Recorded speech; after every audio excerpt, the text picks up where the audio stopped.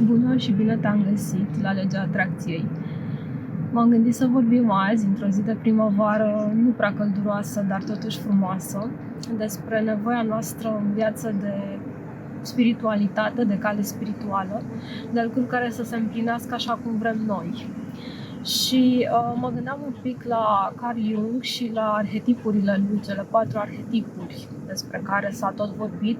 Mulți le spun etape ale vieții, nu știu dacă sunt chiar niște etape ale vieții, dar sunt privite așa pentru că par să se desfășoare gradat, însă o să vedem în parcurs că lucrurile nu stau chiar așa.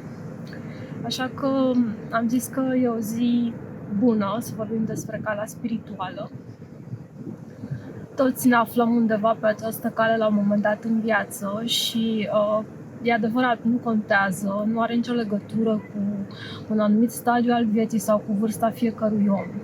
Jung spunea că sunt 4 feluri, 4 tipuri de etape spirituale, de etape ale vieții.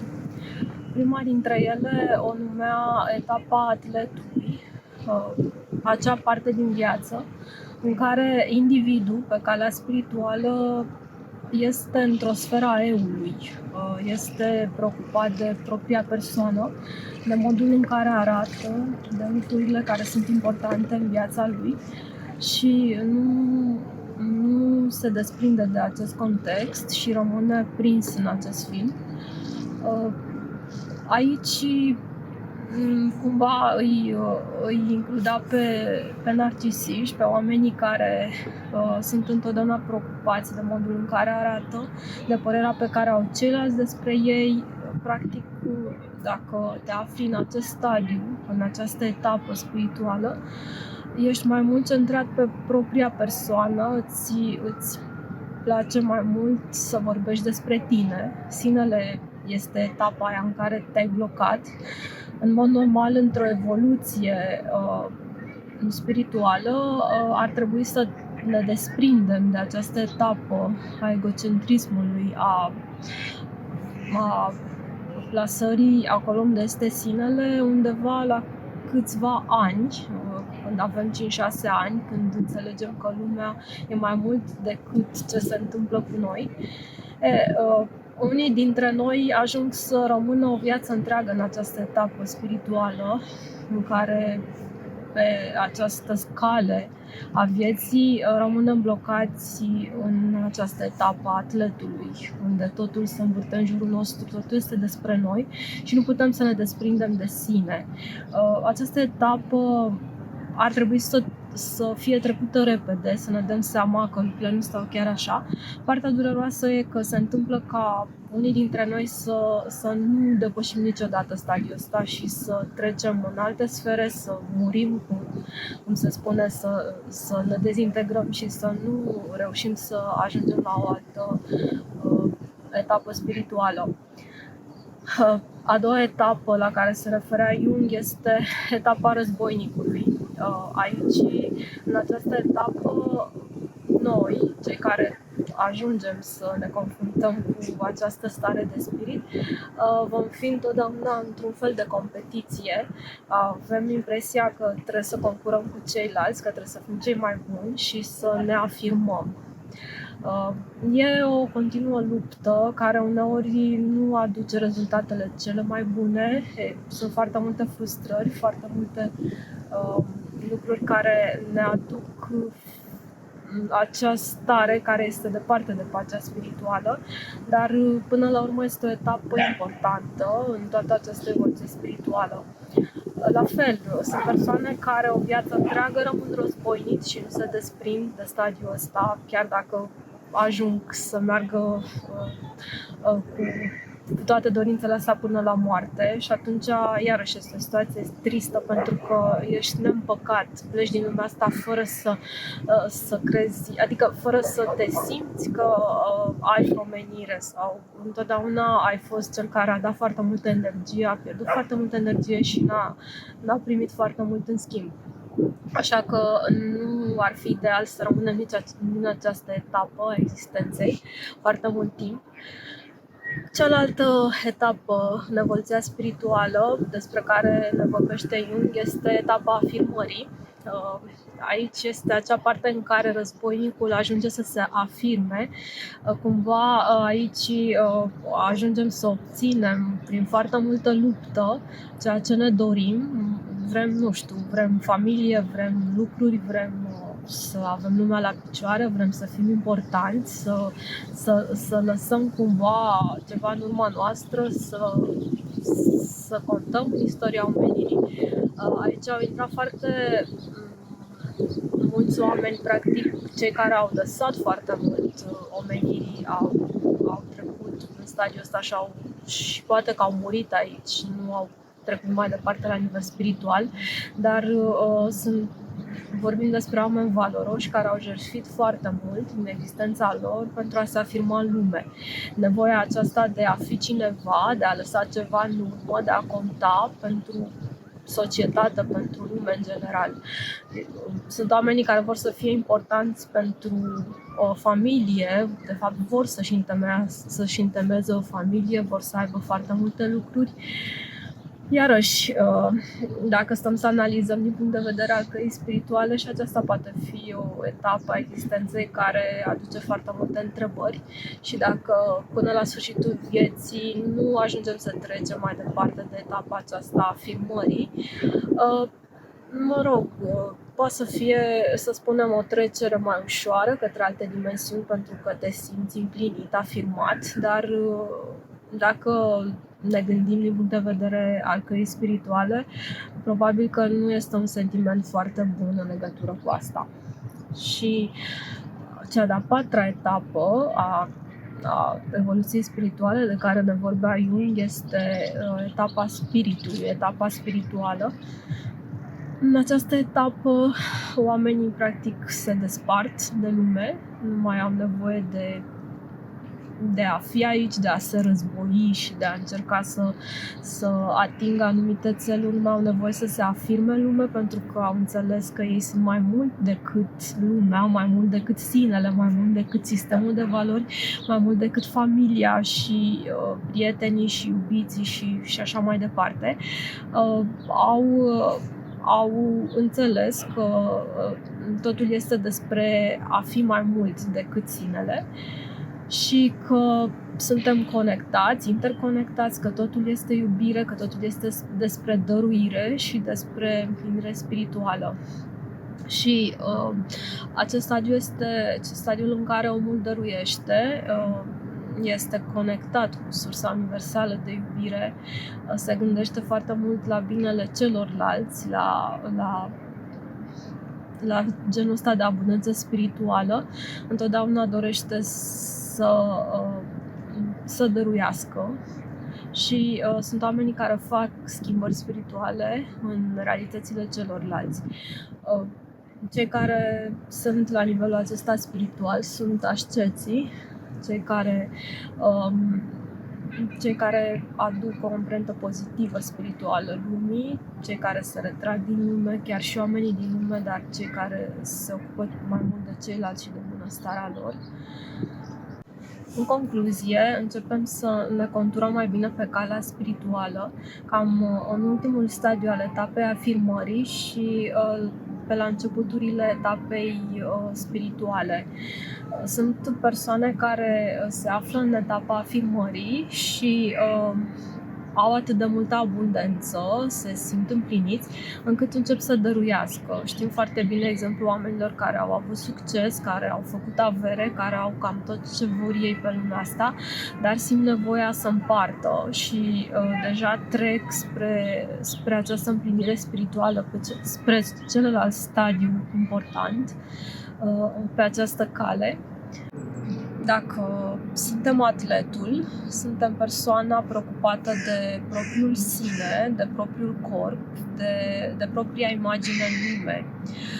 De aici și acel mit al lui Narcis, care se privea pe el, lucrurile contau din punctul lui de vedere. Practic, dacă ne plasăm în această etapă a atletului, totul este despre noi și despre imaginea noastră, despre cum ne vede pe noi lumea, despre cum ne sunt nouă îndeplinite dorințele și care sunt așteptările noastre. Dacă rămânem o viață întreagă în această etapă a atletului, poate să fie puțin dureros, pentru că întotdeauna o să fie o doză mare de nemulțumire undeva acolo. În mod normal, în evoluție, practic de când ne naștem și până murim, există acele etape evolutive. Stadiul ăsta este foarte pronunțat în jurul vârstei de câțiva ani, 4, 5, 6, până la 7 ani. În momentul în care ar trebui să scăpăm de această imagine egocentrică. Lumea nu se învârte în jurul nostru, aflăm că nu este totul despre noi. Vorbind despre arhetipurile lui Jung, e foarte posibil să rămânem în etapa asta până murim. Adică să nu ne dăm niciodată seama că lumea e mai mult decât noi și totul nu e totul despre sine. Dacă rămânem în perioada asta de dezvoltare spirituală, nu e foarte bine, e dureros, nu putem să avem o viață împlinită din punct de vedere spiritual în niciun caz. Apoi am putea să trecem la cea de-a doua etapă spirituală despre care ne vorbește Jung, această etapă numindu-se etapa războinicului. Așa cum îi sugerează și numele, ești războinic, deja ești tu și ceilalți. Ai realizat că nu e doar despre tine, că există și ceilalți, dar înțelegi acest lucru în ideea de competiție, vrei să fii tu cel mai bun, vrei să fii tu întotdeauna primul, să te afirmi într-un mod sau altul. Și atunci toată existența ta este o luptă. Te lupți întotdeauna ca să ieși în față. Dorești să ajungi să cucerești lucruri noi, să cucerești oameni noi, să ajungi să ai foarte multe lucruri, trebuie să te lupți. E o fugă continuă, cumva din punct de vedere al căii spirituale, este obositor, pentru că nu îți vei găsi niciodată pacea interioară. E foarte bine să ne analizăm și să încercăm să înțelegem dacă ne plasăm sau nu din punct de vedere spiritual în acest stadiu al războinicului. Statistic, foarte mulți dintre noi sunt în perioada asta spirituală de războinic, în care ne tot luptăm și ne tot luptăm și ne tot luptăm până când murim. Adică nu avem alte satisfacții spirituale, viața este o luptă continuă. Ușor, ușor, de la stadiul acesta spiritual, ne putem îndrepta spre cel de-al treilea arhetip despre care ne vorbește Jung. Este acel stadiu al afirmării. Aici individul ajunge să se afirme prin luptă. Dacă la stadiul anterior a tot luptat și a tot luptat să ajungă la niște lucruri, în acest stadiu spiritual al afirmării ajunge să le aibă și să caute mulțumire prin ele. Ajungi să ai foarte multe lucruri materiale, dar ți le dorești și pe cele spirituale. Ajungi să ai o familie, ajungi să ai copii, ajungi să ai absolut orice îți dorești tu pe lumea asta, dar cumva undeva acolo în tine poate să existe, de fapt este această aspirație spirituală care nu-ți dă pace și atunci și dacă ești pe calea asta o viață întreagă, dacă nu ajungi la stadiu de împlinire spirituală, lucrurile nu vor fi tocmai bune, pentru că vei simți acolo un gol. Practic, nu vei găsi împlinirea prin ceea ce ai realizat. Cel de-al patrulea arhetip despre care ne vorbește Jung este calea spirituală. În această etapă te desprinzi de starea afirmării și ajungi să vrei mai mult. Foarte mulți dintre noi, în etapa afirmării, simțim nevoia să dăm foarte multe lucruri, să dăruim celor din jur, pentru că am găsit abundența, cel puțin cea materială o avem și aspirăm spre abundență spirituală și așa cum se spune, dar din dar se face, ne gândim că vrem să dăruim ceea ce vrem să primim. Și e foarte important în punctul ăsta, de fapt, să dăruim fără să așteptăm ceva înapoi. Și este un prim pas spre calea spirituală, spre cea de-a patra etapă, cel de-al patrulea arhetip de care vorbea Jung, al dezvoltării spirituale. Cei care se află pe calea spirituală în această etapă sunt persoanele care ajută și fac o schimbare în lume. Sunt asceții, călugării, cei care s-au retras, pusnicii sau persoanele din lume care aleg să dăruiască, să se implice în o grămadă de acte umanitare. Simt nevoia să aducă o amprentă spirituală în ceilalți, să schimbe, să arate calea. Practic, ei au trecut prin toate etapele acestea ale căii spirituale și au înțeles mai mult decât ceilalți și vor cumva să fie această voce a spiritului, să ducă mai departe, să facă pe ceilalți să înțeleagă că nu este despre ei, nu este despre viață, despre lucruri, despre tot ce acumulez material și este vorba despre spirit. Spuneam la început că nu este importantă vârsta, că nu are legătură vârsta cu etapele acestei căi spirituale. Avem și noi de multe ori surpriza să întâlnim oameni foarte tineri care au foarte multă profunzime, sunt așa zisele suflete bătrâne care sunt prinse într-un corp tânăr. Așa că de aceea spuneam că nu ținem cont de vârstă când vorbim de calea spirituală. Este foarte important să reflectăm la toate aceste lucruri și să ne gândim unde ne plasăm. Ce putem să facem fiecare dintre noi ca să ne îmbunătățim această stare spirituală. Dacă tot am vorbit și am aflat despre etapele spirituale de care vorbea Jung, ar fi bine să le aplicăm în viața noastră. Mă tot gândeam de foarte multe ori, vorbeam cu amicii mei și punctam acest lucru, că știm foarte multe lucruri teoretice, învățăm, citim și doar le proiectăm undeva în afara noastră. Sunt niște subiecte bune de conversație, dar nu ajungem să le interiorizăm, să facem ceva cu ele pentru noi.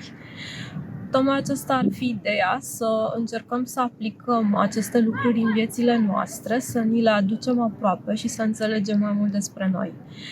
Cred că despre asta este vorba. Și în această idee aș vrea să ne gândim fiecare dintre noi unde ne plasăm pe calea spirituală, care este poziția noastră și unde vrem să ajungem. Dacă facem ceva să evoluăm, dacă ne dorim acest lucru, dacă vrem să înțelegem mai mult și să aplicăm. Așa că m-aș bucura să văd comentariile tale sau dacă nu vrei să comentezi, nu e nicio problemă, important e să o faci pentru tine, să meditezi, să reflectezi și să încerci să înțelegi unde te plasezi pe tot acest drum. Uite, chiar a ieșit soarele să ne salute și să ne spună că aceasta este o idee minunată, că trebuie să învățăm, să aplicăm teoria în practică, să luăm lucrurile importante pe care le citim și să le înțelegem de fapt, să le aducem cu noi. Așa că îți doresc o primăvară frumoasă și îți doresc foarte multe împliniri pe calea spirituală.